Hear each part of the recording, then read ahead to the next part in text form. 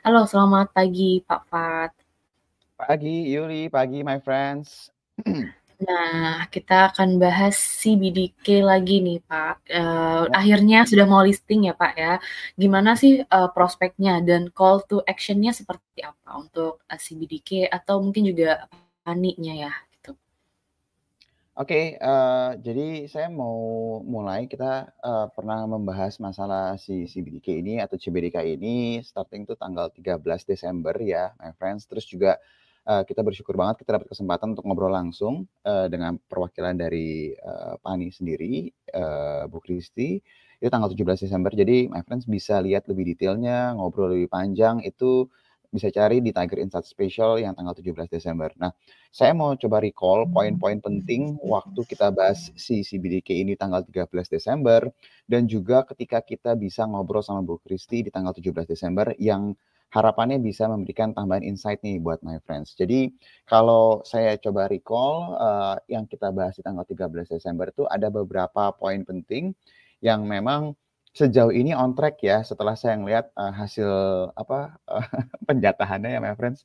Jadi kalau ini sebenarnya sama kayak Ratu ya, tapi ini mungkin lebih sedikit ya dapatnya ya kalau saya coba lihat.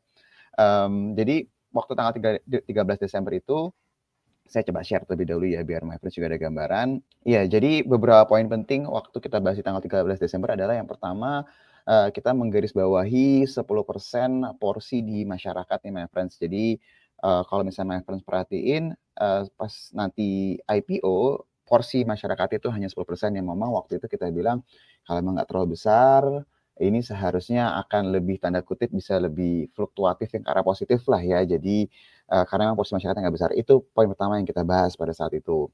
Terus poin kedua yang memang harus mereka perhatiin adalah penggunaan dananya. Karena kalau misalnya kita lihat dari rencana penggunaan dananya itu bisa dikatakan hampir 100% karena 99% lebih itu memang dananya akan digunakan untuk membangun gedung yang fungsinya nanti itu untuk kegiatan MICE ya. Jadi kalau misalnya maksudnya kegiatan MICE itu apa sih? Ya ngomong gampangnya tuh kalau misalnya kita lihat ada pameran mobil, pameran elektronik yang skalanya besar, atau mungkin ngundang artis, ada konser. Nah, itu adalah fungsi atau kegiatan MICE ya. Nah, gedung ini nantinya akan digunakan untuk kegiatan-kegiatan tersebut.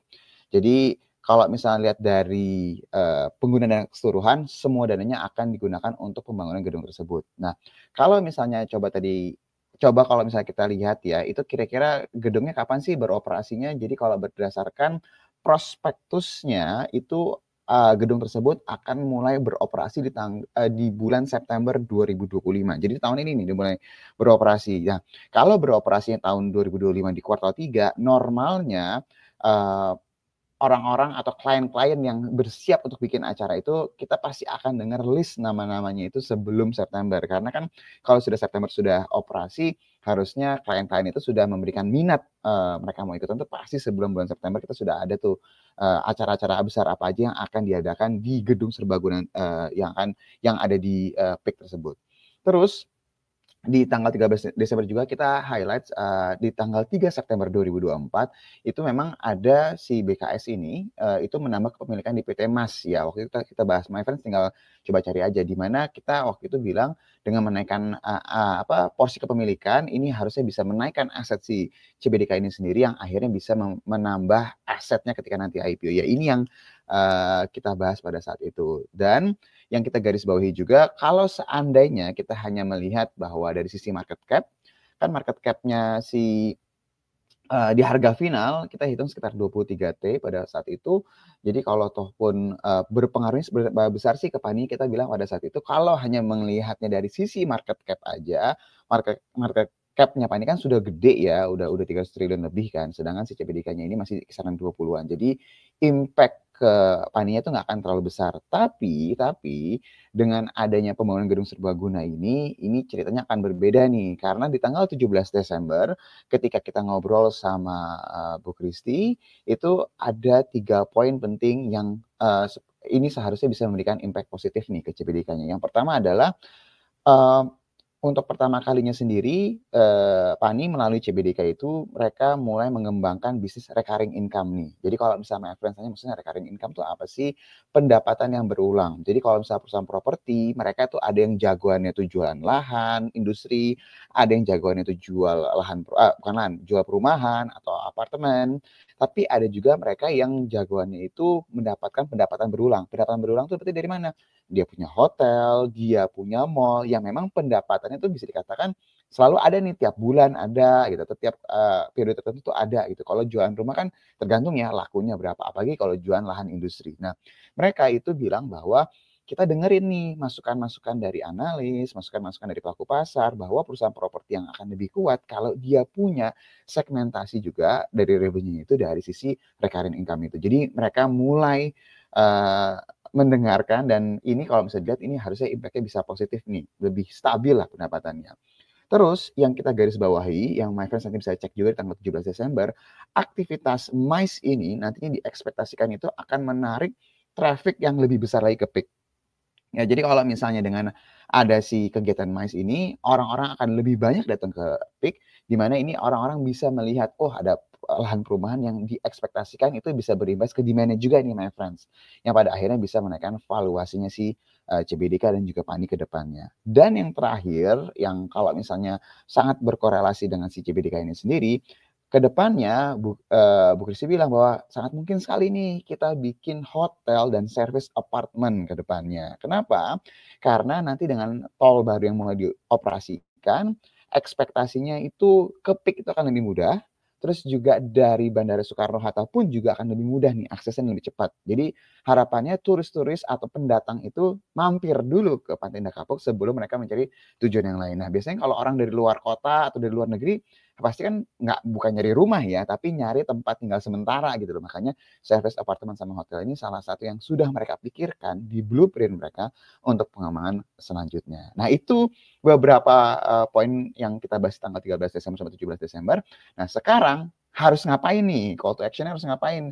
Jadi kalau ngomongin misalnya dari sisi saham CBDK sendiri, ya saya udah no comment lah ya, my friends ya. Kita jujur kita nggak expect bahwa dapatnya sedikit banget-bangetan. Jadi kalau misalnya pasti ARA nggak ya? 99% pasti ARA ya di hari pertama, dan di tanggal 13 Desember pun juga kita sudah bilang bahwa sangat mungkin sekali nih sahamnya naik 100 atau mungkin ya naik 1 sampai 2 kali lipat itu sangat mudah lah. Tapi jangan expect naiknya sekencang kayak Pani zaman dulu ya sampai dengan sekarang. Itu turunin ekspektasinya, tapi setidaknya my friends pasti bisa dapetin cuan yang besar lah ya kalau dari sini. Nah, tapi dari sisi ini gimana kira-kira impact ke Paninya ya? Karena nggak bisa dapat banyak di CBDK-nya, pasti ada tendensi pasarnya, ya udah kita beli yang memang punya direct exposure ke si CBDK itu sendiri, itu adalah si Pani. Dan tadi seperti yang saya bilang bahwa Pani akan diuntungkan dari pengembangan bisnis si CBDK itu sendiri karena traffic-nya akan lebih besar yang nantinya bisa naikin nilai aset mereka dan berimbas ke valuasi si Pani itu sendiri. Nah, itu kurang lebih pembahasan antara si Pani dan juga CBDK. Saya kembalikan lagi ke Yuli. Oke, itu dia my friends ya, ulasan atau outlook nih dari CBDK ya. Jadi so far dari segi fundamental, rencana penggunaan dana itu harusnya positif ya sama project-project yang akan mereka kerjakan. Dan ini tadi juga udah mungkin menjawab salah satu pertanyaan my friends nih, Pak, ada dari Gunawan Warjono, tebak-tebak buah manggis Pak Fuad kira-kira akan berapa kali ARA nih si CBDK. Tadi Pak Fuad menyampaikan kalau harusnya kalau dilihat dari penjatahan yang sangat sedikit, harusnya bisa ARA sekali sampai 2 kali lipat gitu ya Pak Gunawan. Seperti itu. Sedikitnya ini Pak ya, 1 lot ya kayak. Iya, saya lihat ada 1 sampai 2 lot, jadi orang-orang banyak ngasih lihat pesannya berapa dapatnya sedikit. Jadi ya memang nggak banyak sih, tapi pas lihat hasilnya itu itu sedikit banget lah kalau saya boleh bilang. Jadi benar oversubscribe banget. Iya, itu udah paling minimal ya Pak, kalau 1 lot ya udah bukan sedikit lagi Pak. Itu udah udah paling minimal, oke. Itu dia my friends ya terkait CBDK Pani.